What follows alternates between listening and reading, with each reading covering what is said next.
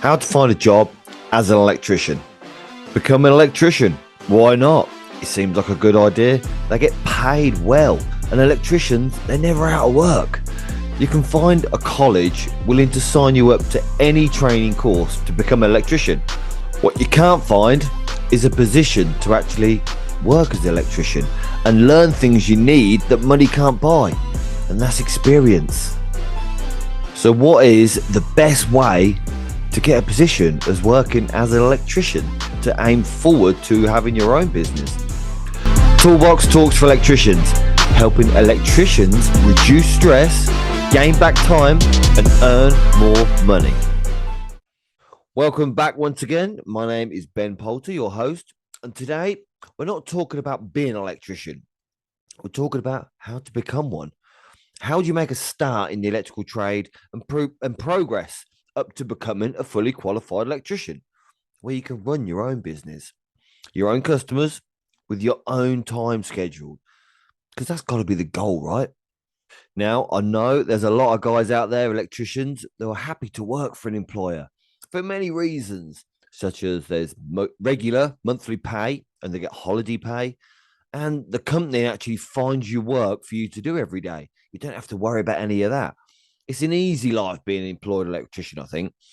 And if you're good at that job where you work as an electrician, you can be there for years. They'll keep you on forever. Because if you're good at the job, there's no chance you sort of going anywhere else. You're not going to look anywhere else because you're happy with that company that you work for. You're happy with being an employed electrician, and that company as well will value you for the work that you do. For all the companies that I work for in my time as an electrician back in the day when I was younger, I've never been sacked. I've always left. I've only ever been sacked from one job, and that was when I was 16 working for Domino's Pizzas. I ate the pizzas, so they said, Ben, we're going to let you go, which is fair play because I'd already eaten the pizza. But like so many electricians all over the world, they always want more. They want more money, they want more time off, and more responsibility. And this led me down the path of starting up on my own. So if you're thinking of becoming an electrician, I recommend that you do that too. You start up on your own. Although being an electrician, you can subcontract to a lot of different companies. Like when I was doing it when I was younger as well, subcontracted to a lot of different companies, and they call it chasing the money. So if one contractor say, right, we'll give you £20 an hour, you'll speak to a few other electricians and say, yeah, we're leaving to go to this contract. They give you £25 an hour. So you'll leave, you'll subcontract to so many different companies, and you can chase the money in effect. You can be in London one week and be in Scotland the next week, but you still get paid good money. And that was brilliant experience. I got so much experience working on site with other electricians back in the day when I was younger, traveling away, lodging away. It was a good time. It was the times when you used to get drunk at night, sort of thing, and you did have your lodging allowance, and you'd lodge out with basically a load of lads, and it was a great experience. But when you're a little bit older, you sort of like to be at home. I've got a dog now. I've got some responsibilities. I've got the kids and stuff like that. So you want to be at home, and you want a bit more responsibility at home. You want a bit more of a work life. You're not a young lad anymore. You don't want to get drunk every night and sit in the pub. So where do you start? So I'm going to start with the older guys that are sort of my age, around 40, who want to change careers and become an electrician. And it seems like there's a lot of people doing this at the minute.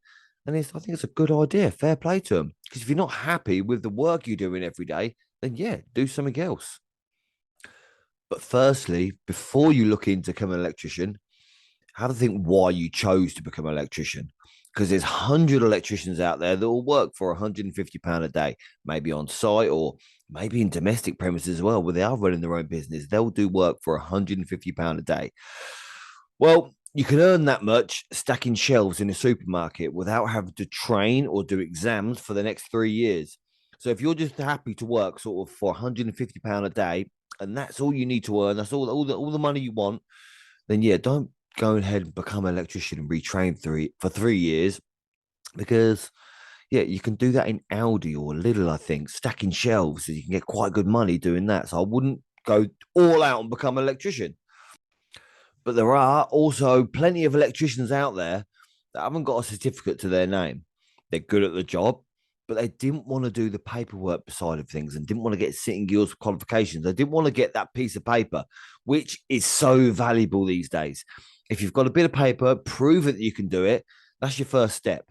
Actually being able to do the job, that's the second step. That's the one that matters, I think, because that's the hard bit, getting the qualifications, I think, sitting in the classroom and jumping through all the hoops and knowing the values, knowing the regulations. That's the hard bit of being an electrician.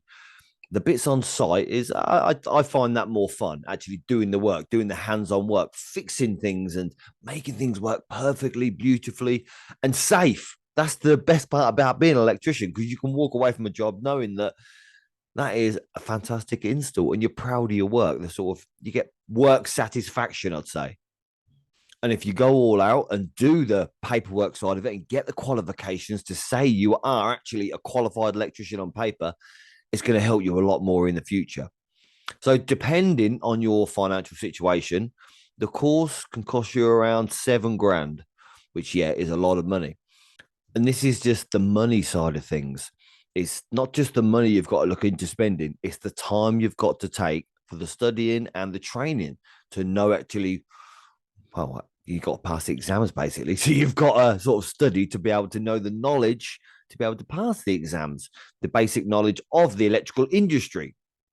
And there's going to be some books, not just for the training to become an electrician, but when you're working as an electrician too. There's the 18th edition wiring regulations and the on-site guide. These two books will be your Bible as an electrician.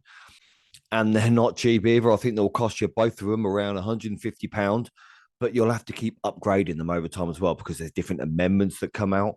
They've come out quite a lot recently. Over the past 5 years, I think I've had 3 or 4 different books from blue. Well, at the minute we're on brown. So if you've got the brown, i.e. regs, you're up to date.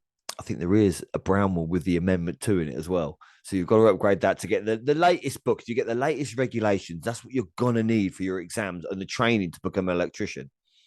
And then the next step would be going down to your local college and finding out what they can offer you for the qualification. Yes, there is 1,000 different courses all online. And from my experience, I've phoned a few up just out of interest to say, what can you offer? They'll offer you the course, even if you've got no money, or they just want your money off you. In my experience, they just want to take your money off you to sign you up to say, yep, this is a qualification you need, and to give you all the gump sort of thing. They'll say, yeah, you can earn 5 grand a week doing rewires. Yeah, but how are you going to find that work? They'll sell you the spiel in a way, and it's a bit disheartening.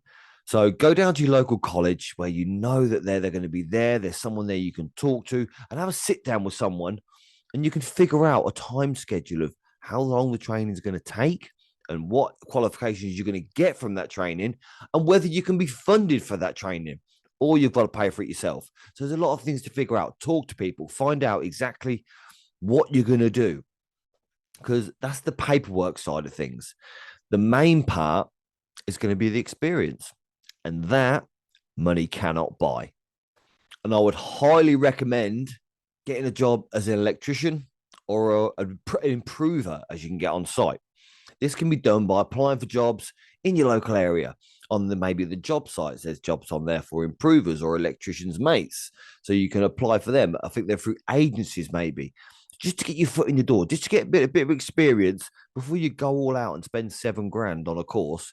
Figure out that, yeah, maybe this is what I want to do. This is the sort of industry that I want to be in. Because if you qualified to be an electrician, this is the profession that you're going to step into for the next maybe 10, 20 years, depending on how old you are.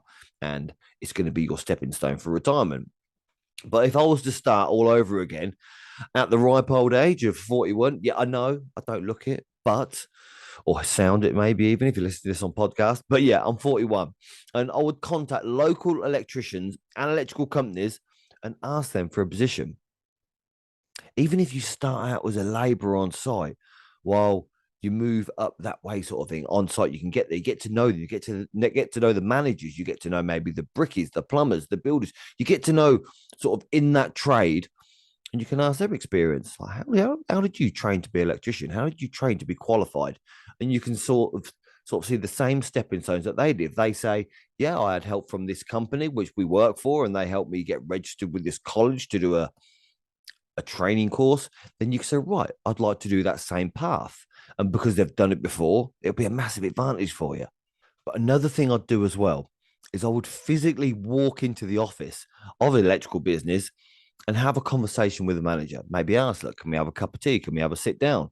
Because over the years, as working for myself as a self employed electrician, having my own business, I've got hundreds of emails and quite a few letters just been sent to my address as well because I'm on Google. They send it straight to your house with the CV, with some people looking to get a position as an electrician, maybe to get some work as an electrician, as a labourer, just to get their foot in the door, which is fantastic because it's the thing is with a letter or an email, you can easily just go ignore or delete. It's actually meeting that person and talking to them, or maybe on the phone if you phone someone up for initial visit to start with, saying, "Hey, can we just have a cup of tea?" See him. Maybe you can get a good idea of them because electrical companies, in my experience, they all know each other. And if they say, "Oh, this company's mega busy," you could probably get a position there as an electrician's mate, or even get an apprenticeship, or well, yeah, you can get a position anywhere in any company. They all know each other, so it'd be good to get your foot in the door, basically. So get in there, have a cup of tea, and chat to them, and actually meet that person. That's the best idea. Because if you want to stand out from the crowd, that's what you want to do. You want to be different from the rest. Everyone else is sending emails. Everyone else is maybe giving their CV out on the snail mail, what they call it these days, the Royal Mail. So get out there and actually meet them and say, "Hi, my name's Ben. I'm looking for a position." And they can put a name to the face. And also, they'll think, I'd think the same. They'd think, "Hey, about this guy's gone all out. He's turned up and he's actually coming to the office asking." So he's got a bit of gumph about him. And you like that. I'd appreciate that a lot more, I think. It might get disheartening. I know some people that have done it, they've applied for so many jobs and never got any. But if you go to 100 different electrical businesses and you get one yes, well, that's all you need. That's spot on. You only need one yes to get that job because you're not looking for 100 yeses. You're just looking for one to get you in that door, one for you to make the impression, and one to just start out in your electrical career. So don't give up and keep trying. If you want to become an electrician, make that your goal. Get into every electrical business. And if any of them said to you, there's a bit of a chance, maybe next month, then write in your diary, pop back next month for another cup of tea to show that you haven't forgot, to show that you're a bit more, you've got a bit more initiative or a bit more about you than everyone else. You'll stand out from the crowd, like I said. Now to move on to the younger generation. I think it is completely different from maybe if you're 15, 16 to 19 years old, something like that. Because your main goal there would be to get an apprenticeship. Because with an apprenticeship, you'll be paid to learn along with actually doing the job. And that's the best way to learn because you can afford to maybe have that low wage. Because I remember when I was younger, I got paid £78 a week. Yeah, it's bad. I think back now, how the hell did I survive? Because I went out partying most nights. But yeah, I don't know how I survived on £78 a week. Things were cheaper back then. It makes me sound old, I know. But go out there and get an apprenticeship be the best bet. Get your foot in the door. Because also with an apprenticeship, have the experience with working with other electricians and working with other trades, and also interacting with customers, which will be very vital if you're going to make your own business in the long run. It'd be a good idea if you to interact with customers and see how you talk to customers and see what the questions maybe what customers ask, so you can be the most efficient you can for the future. And another thing to maybe look into if you're approaching different businesses to have an apprenticeship is the government in the UK, they'll give a company money to take on an apprentice. So look into that before approaching so you can sweeten the deal, maybe saying, "Look, if I did this government funded apprenticeship with yourself, you'll get paid." And I think a lot of companies would think, that's a good idea. I like this guy's angle. I say guys, but obviously girls as well, because I believe that there's as many females these days that want to become an electrician at a young age as there are males. When I did my apprenticeship back in 1999, the electrical trade never had any females in. Not that I knew of. I didn't meet any female electricians, but there is a lot out there at the moment that are good at their job, to be honest. But being that young person, you want to make a good first impression. You want to be confident, walk in there. Like, I don't know, you want to be confident when you walk into maybe the office and say, "Hi, my name's Ben once again. And I'd like an apprenticeship. This is what I'm looking for. Can we have a talk about maybe taking me on as an apprenticeship? Because in my eyes, the younger generation is got a bit of a reputation as not really wanting to start from the bottom. And like I say, I was paid £78 a week when I started my apprenticeship. So be prepared for a small wage to start with. What I will say though is if you are a younger generation kind of person that's looking to get into the electrical industry, the days are gone where the older guys on site can treat apprentices like slaves.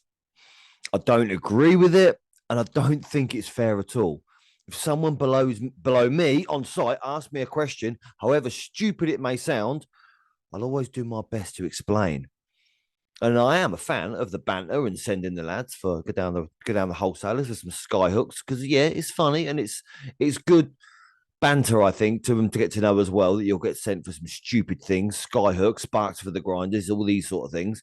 But bullying and making the lads feel like shit is not something I'll stand by and watch. Not on site, not in a domestic premises, not anywhere. It's not fair. If that lad's there to learn and maybe ask a stupid question, then yeah, you've got to explain to him why it was stupid. Because if you take the mick out of the person, then they're just going to just do it again and again and not understand.